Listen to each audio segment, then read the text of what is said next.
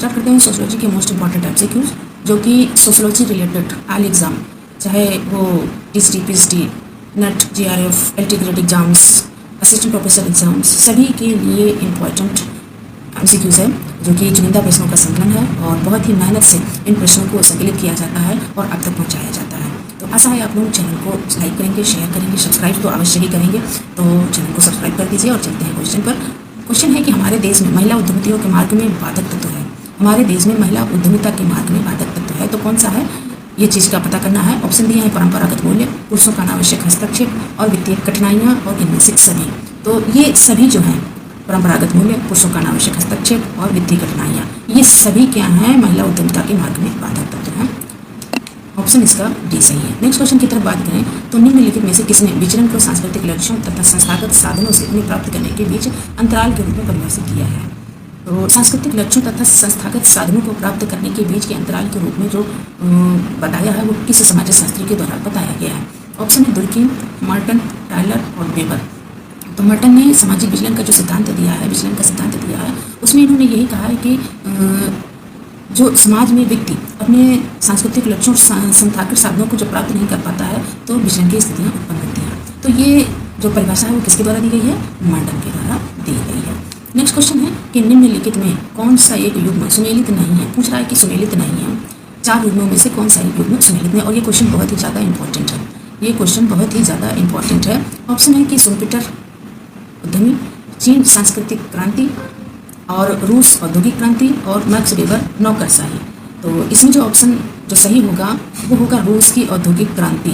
कौन सा ऑप्शन सही होगा, रूस की औद्योगिक क्रांति, क्योंकि जो औद्योगिक क्रांति है वो रूस में नहीं हुई थी, ये कहाँ हुई थी, ये हुई थी इंग्लैंड में। औद्योगिक क्रांति कहाँ हुई थी, तो हुई थी इंग्लैंड में। इसलिए जो इसमें ऑप्शन गलत है वो ऑप्शन सी गलत है। शुम्पेटर उद्यमी सही है, चीन की सांस्कृतिक क्रांति भी सही है, और मैक्स वेबर का नौकरशाही का सिद्धांत भी सही है, और जो औद्योगिक क्रांति है वो इंग्लैंड में हुई थी। नेक्स्ट क्वेश्चन की तरफ पढ़ते हैं। तो नेक्स्ट क्वेश्चन है कि धर्म जनता के लिए अफीम है, यह किसने कहा है। बहुत ही महत्वपूर्ण कथन है ये, और अक्सर एग्जाम में ये पूछा जाता है। तो इसमें पूछा है कि धर्म जनता के लिए अफीम है, ऐसे किसने कहा है। ऑप्शन है Max Weber, Engels Davis, Karl Marx और पार्सन्स। इसमें जो ऑप्शन सही है वो है कार्ल मार्क्स। कार्ल मार्क्स ने कहा है कि जो धर्म है वो जनता के लिए अफीम की तरह कार्य करता है, यानी कि धर्म जो है जनता को क्या करता है कि गुमराह करने का कार्य करता है, ऐसा कार्ल मार्क्स का मानना है। क्योंकि व्यक्ति धर्म के आगे अपना जो अपनी जो सोच है, जो उसकी खुद की स्वयं की सोच है, वो क्या होती है कि सुप्त हो जाती है, यानी कि वो अपनी सोच का सही इस्तेमाल नहीं कर पाता है, ऐसा कार्ल मार्क्स का मानना था। नेक्स्ट है कि संरचनावाद है। संरचनावाद किससे संबंधित है। तो ऑप्शन है मैलिनोवस्की, मर्टन, लेवी स्ट्रॉस, पार्सन्स। तो संरचनावाद जो है वो किससे संबंधित है, तो लेवी स्ट्रॉस से संबंधित है। ऑप्शन इसमें जो सही होगा वो सी सही होगा, इन्होंने संरचनावाद की अवधारणा दी है। नेक्स्ट क्वेश्चन है कि सांस्कृतिक विलंबना का अर्थ है। सांस्कृतिक विलंबना का अर्थ है, क्या अर्थ है। नंबर 1 है परंपरा एवं आधुनिकता के मध्य अंतराल, नंबर बी है पूर्व एवं पश्चिम के बीच अंतराल, सी है संस्कृति एवं सभ्यता के बीच अंतराल, या फिर भौतिक या अभौतिक संस्कृति। तो इसमें कौन सा ऑप्शन सही होगा। ऑप्शन इसमें जो सांस्कृतिक विलंबना होती है, उसका सांस्कृतिक विलंबना का सही अर्थ क्या होता है कि जब भौतिक संस्कृति के आगे अभौतिक संस्कृति पिछड़ जाती है, यानी भौतिक संस्कृति के आगे अभौतिक संस्कृति क्या होती है, पिछड़ जाती है, तो उससे हम क्या कहते हैं, सांस्कृतिक विलंबना। इसलिए इसमें कौन सा ऑप्शन सही है, ऑप्शन इसका डी सही है। नेक्स्ट क्वेश्चन है कि रेंटियर वर्ग की अवधारणा, बहुत ही इंपॉर्टेंट है। रेंटियर वर्ग की अवधारणा किसने प्रतिपादित की है। रेंटियर वर्ग की अवधारणा को किसने प्रतिपादित किया है। ऑप्शन है मार्क्स, स्पेंसर, वेगलिन और पेरेटो। तो इसमें जो ऑप्शन सही है वो विल्फ्रेड पेरेटो, इन्होंने रेंटियर वर्ग की अवधारणा दी है, यानी किसे, संभ्रांत वर्ग, जिसे हम क्या कहते हैं, संभ्रांत वर्ग। नेक्स्ट है क्वेश्चन कि गोल गधेड़ो नामक लोक नृत्य निम्नलिखित में से किस जनजाति से संबंधित है। किस जनजाति से संबंधित है गोल गधेड़ो नृत्य किस जनजाति से संबंधित है। ऑप्शन है थारू, नागा, कुकी और भील। इसमें जो ऑप्शन सही होगा वो डी ऑप्शन सही होगा, भील जनजाति से गोल गधेड़ो लोक नृत्य संबंधित है। अब आगे है सूची का मिलान करना है।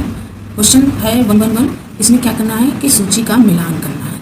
तो ये एक तरफ सूची दी हुई है अवधारणाओं की और एक तरफ सूची से संबंधित समाजशास्त्री हैं, तो इसको हम मैच करते हैं, तो सबसे पहले आत्मदर्पण का सिद्धांत। आत्मदर्पण का सिद्धांत तो C.H. फुले ने ही दिया है, सीधा सीधा है। फिर उसके बाद है मैं और मुझे का सिद्धांत मेडो ने दिया है, ये भी सीधा सीधा है। और ईदम परामहम की जो अवधारणा है वो फ्रायड के द्वारा दी गई है, और अभौतिक संस्कृति और की अवधारणा जो है वो आपन के द्वारा दी गई है। तो इसमें होगा 1 2 4 5, 1 2 4 5, ऑप्शन इसका जो है वो भी सही है, 1 2 4 और 5। नेक्स्ट क्वेश्चन की तरफ बढ़ते हैं। नेक्स्ट क्वेश्चन है कि सामाजिक समूह किन आधारों पर निर्मित होते हैं? सामाजिक समूह किन आधारों पर निर्मित होते हैं? ऑप्शन है 2 या 2 से अधिक सदस्यों के बीच अंतर संबंध, बी है लोगों की आपसी संबंधों की चेतना, और सी है दो या 2 से अधिक व्यक्तियों का संग्रहित होना, और डी है ए और बी दोनों का होना। तो सामाजिक समूह किन आधारों पर निर्मित होते हैं? ये तो बहुत ही इजी क्वेश्चन है, और इसका जो आंसर होगा वो क्या होगा? इसमें ए और बी दोनों होगा, यानी लोगों की आपसी संबंधों की चेतना भी होगा और 2 या 2 से अधिक सदस्यों के बीच अंतःक्रिया भी होगी। इसमें जो ऑप्शन सही होगा वो कौन सा होगा? ए और बी दोनों। नेक्स्ट है कि सामाजिक उद्विकास की अवधारणा। सामाजिक उद्विकास की अवधारणा का प्रतिपादन सर्वप्रथम किसके द्वारा किया गया है? तो इसमें सर्वप्रथम पूछना है कि सर्वप्रथम किसके द्वारा किया गया है? अगस्ट कामू के द्वारा, हर्बर्ट स्पेंसर के द्वारा, इमानुएल दुर्केइम के द्वारा, या फिर लेस्टर सी वार्ड के द्वारा? तो इसमें जो ऑप्शन सही होगा वो हर्बर्ट स्पेंसर के द्वारा। हर्बर्ट स्पेंसर ने सामाजिक उद्विकास का सिद्धांत दिया है, सबसे पहले सिद्धांत दिया है हर्बर्ट स्पेंसर ने, और किससे प्रेरित होकर दिया है? तो चार्ल्स डार्विन से प्रेरित होकर दिया है इन्होंने। नेक्स्ट है तो एक बच्चे का विद्यालय से खिसक जाना क्या कहलाता है? इंपॉर्टेंट है क्वेश्चन ये कि एक बच्चे का विद्यालय से खिसक जाना क्या कहलाता है? किशोर अपराध, अनुपस्थितता, पलायनशीलता, आवारागर्दी। तो इसमें सीधा सा ऑप्शन है पलायनशीलता। खिसक जाना यानी कि बच्चे का पढ़ाई में से अरुचि हो जाना क्या होता है? कब से क्या होता है? तो विद्यालय से जब वो अरुचि होती है तो विद्यालय से जाता है और फिर विद्यालय जाना नहीं चाहता है, तो उसे क्या कहते हैं? पलायनशीलता। व्यक्ति के वर्ग का निर्धारण होता है, तो किसके द्वारा होता है? उसके व्यवसाय द्वारा, उसके जन्म के द्वारा, उसकी जाति के द्वारा, या उसकी सामाजिक परिस्थिति के द्वारा? तो व्यक्ति के वर्ग का जो निर्धारण होता है वो होता है उसके व्यवसाय के द्वारा। नेक्स्ट क्वेश्चन है कि भारतीय सामाजिक व्यवस्था में जन्म पर आधारित स्तरीकरण।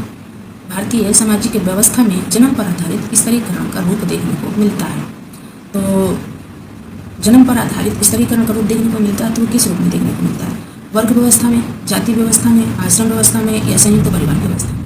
अब जन्म पर आधारित स्तरीकरण होगा तो किसके रूप में होगा? जाति व्यवस्था के रूप में ही होगा। इसमें जो ऑप्शन सही होगा वो ऑप्शन होगा बी, यानी जाति व्यवस्था। नेक्स्ट क्वेश्चन है कि निम्नलिखित में से किस एक का मूल संबंध भारतीय संविधान के 17वें अनुच्छेद से है? निम्नलिखित में से किस एक का मूल संबंध भारतीय संविधान के 17वें अनुच्छेद से है? बहुत ही इंपॉर्टेंट है, और ये क्वेश्चन बहुत ही कई बार रिपीटेड हुआ है, कई एग्जामों में बार बार पूछा भी जाता है। तो पिछले वर्गों का प्रतिनिधित्व, अस्पृश्यता का उन्मूलन, अनुसूचित जातियों का राजनीतिक प्रतिनिधित्व, और समान रूप से अभिव्यक्ति की स्वतंत्रता। तो इसमें जो ऑप्शन सही होगा वह अस्पृश्यता का उन्मूलन। मॉर्गन ने परिवार के विकास के कितने स्तरों का उल्लेख किया है? मॉर्गन ने परिवार के विकास के कितने स्तरों का उल्लेख किया है? ऑप्शन है 4 5 6 7। तो मॉर्गन ने जो परिवार के विकास का स्तर बताए हैं वो 5 स्तर बताए हैं। नेक्स्ट क्वेश्चन है कि निम्नलिखित में से किसने भारत में जनजातियों के विकास के लिए सरकार को राष्ट्रीय उद्यान का सुझाव दिया है? निम्नलिखित में से किसने भारत में जनजातियों के विकास के लिए सरकार को राष्ट्रीय उद्यान का सुझाव दिया है? तो जो राष्ट्रीय उद्यान के विषय में बताया है, इसमें किसने बताया है? ऑप्शन है G.S. घुरिये, D.N. मजूमदार, और N.K. बोस, और वेरियर एल्विन। तो इसमें जो ऑप्शन सही होगा वो ऑप्शन डी सही होगा, वेरियर एल्विन ने राष्ट्रीय उद्यान के लिए सुझाव दिया था। ऑप्शन इसका जो है वो डी सही है। नेक्स्ट क्वेश्चन की तरफ बढ़ते हैं। तो नेक्स्ट क्वेश्चन है कि सामाजिक परिवर्तन का चक्रीय सिद्धांत संबंधित है तो किससे संबंधित है? किस समाज शास्त्री के द्वारा चक्रीय सिद्धांत दिया गया है? ऑप्शन है सोरोकिन एवं मार्क्स से, पैरेटो एवं सोरोकिन से, वेबलिन एवं पैरेटो से, या फिर मॉर्गन एवं बोर्गार्डर से। तो जो चक्रीय सिद्धांत है, चक्रीय सिद्धांत क्या है कि जब विकास होता है तो चौमुखी होता है, यानी चक्र की तरीके, एक स्थान से स्टार्ट होता है फिर दूसरे स्थान से घूमते हुए फिर वो अपने स्थान पर आता है, फिर वो उसी पुनः चक्र से फिर से चलने लगता है। तो इस तरीके से जो चक्रीय सिद्धांत है वो दिया है पेरेटो एवं सोरोकिन ने। पेरेटो ने कौन सा सिद्धांत दिया है? तो पेरेटो ने दिया है संक्रांत वर्ग का सिद्धांत और सोरोकिन ने दिया है पेंडुलम का सिद्धांत। इस तरीके से जो सामाजिक परिवर्तन का चक्रीय सिद्धांत है वो पेरेटो एवं सोरोकिन के द्वारा दिया गया है। नेक्स्ट क्वेश्चन है कि अरविंद के अनुसार सच्चे राष्ट्रवाद के विकास के लिए निम्नलिखित में कौन सी एक दशा आवश्यक है? अरविंद के अनुसार सच्चे राष्ट्रवाद के विकास के लिए निम्नलिखित में से कौन सी एक दशा आवश्यक है? तो इसमें ऑप्शन दिए हुए हैं नैतिक शिक्षा, अहिंसा का व्यवहार, आर्थिक विकास, स्त्री शिक्षा। तो इसमें जो ऑप्शन सही होगा वो होगा आर्थिक विकास। आर्थिक विकास को सच्चे राष्ट्रवाद के विकास के रूप में माना है अरविंद ने। नेक्स्ट है कि the essential unit of the religions जो बुक है ये किस समाज शास्त्री के द्वारा लिखी गई है? The essential unit of all religions book है ये किस समाज शास्त्री या लेखक के द्वारा लिखी गई है? ऑप्शन है अरविंद, महात्मा गांधी, भगवान दास और दुर्खिम। इसमें जो ऑप्शन सही होगा वो दुर्खिम है। इन्होंने ही the essential unit of all religions यानी धर्म के विषय में ये पुस्तक धर्म पर आधारित है, ये पुस्तक इन्होंने लिखी है। ऑप्शन इसका डी सही है। नेक्स्ट क्वेश्चन की तरफ पढ़ते हैं। तो नेक्स्ट क्वेश्चन है कि लेविरेट से बोध होता है। लेविरेट से बोध होता है। ऑप्शन है भाइयों तथा बहनों में विवाह, मृत पति के भाई तथा उसकी विधवा स्त्री में विवाह, या फिर मामा की पुत्री के साथ विवाह, या फिर बुआ की लड़की के साथ विवाह। तो जो लेविरेट होता है वो मृत पति के भाई तथा उसकी विधवा स्त्री में विवाह यानी देवर विवाह जिसे कहते हैं। इसे क्या कहते हैं? देवर विवाह जिसे कहते हैं लेविरेट विवाह होता है। ऑप्शन इसका बी सही है। नेक्स्ट क्वेश्चन की तरफ बढ़ते हैं। तो किस विचारक का यह मानना है कि मानव के संपूर्ण पर्यावरण में से मनुष्य कृत पर्यावरण को घटा देने से जो शेष बचता है उसी को प्रकृति कहा जाता है? इस विचारक का मानना है कि मानव के संपूर्ण पर्यावरण से मनुष्यकृत यानी कि मानव द्वारा निर्मित पर्यावरण को अगर हटा दिया जाए तो शेष क्या बचता है उसे प्रकृति कहा जाता है। ये परिभाषा किसके द्वारा दी गई है? ऑप्शन है हार्टिंगटन, मैकाइवर, सोरोकिन और बीरस्टीट। तो इसमें जो ऑप्शन सही होगा वो है सोरोकिन के द्वारा ये परिभाषा दी गई है। नेक्स्ट क्वेश्चन की तरफ बढ़ते हैं। तो नेक्स्ट क्वेश्चन है कि संस्कृति का मुख्य वाहक क्या है? संस्कृति का मुख्य वाहक क्या है? तो ऑप्शन दिए हुए हैं आवास, सड़कें, प्रतीक या फिर व्यक्ति। तो इसमें जो ऑप्शन सही होगा वो होगा प्रतीक। संस्कृति का मुख्य वाहक क्या होता है? प्रतीक होता है। हम समाज में जब देखते हैं कि जब शिशु बड़ा होता है यानी शिशु अवस्था से लेकर जब वो परिपक्व अवस्था तक पहुंचता है तो उसका जो संपूर्ण विकास होता है वो प्रतीकों के माध्यम से ही होता है। तो और ये एक संस्कृति का वाहक भी होता है क्योंकि संस्कृति के माध्यम से ही व्यक्ति समाज में कुछ सीखता है। फिर नेक्स्ट है कि मार्क्स के सामाजिक परिवर्तन संबंधी सिद्धांत में किस अवधारणा का प्रयोग किया गया है? मार्क्स के सामाजिक परिवर्तन संबंधी सिद्धांत में किस मूलभूत अवधारणा का प्रयोग किया गया है? ऑप्शन है सामाजिक सुरक्षा, उत्पादन की शक्तियाँ, प्रौद्योगिकी प्रविधियाँ और सरबराह बल की निर्धनता। तो मार्क्स के सामाजिक परिवर्तन संबंधी सिद्धांत में जो मूल अवधारणा का प्रयोग है वो कौन सा है? तो इसमें जो ऑप्शन सही होगा वो ऑप्शन होगा प्रौद्योगिकी प्रविधियाँ। ऑप्शन इसका सी सही है।